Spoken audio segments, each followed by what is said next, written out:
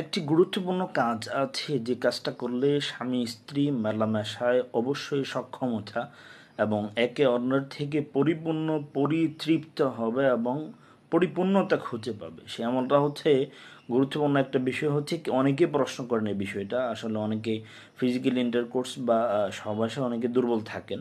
এ ব্যাপারে একটা ঘটনা আমরা পাই। এক ব্যক্তি বিবাহ করিয়া স্ত্রী সঙ্গমে ব্যর্থ হলে হযরত হাসান বসরি রাহিমাহুল্লাহ তাকে 2টি ডিম সিদ্ধ করিয়া উপরের খোসা ছাড়িয়ে একটি ডিমের উপরে আয়াতে কারিমা লিখে দিয়েছেন সূরা যারিয়ার ওয়াস-সামাআ বানাইনাহা বিআইদি ওয়া ইন্না লামুসিউন, এবং অপর ডিমটির উপরে পরবর্তী আয়াতে কারিমাটি লিখে দিয়েছেন, সেটা হচ্ছে ওয়াল আরদা ফারাশনাহা ফানি'মাল মাহিদুন।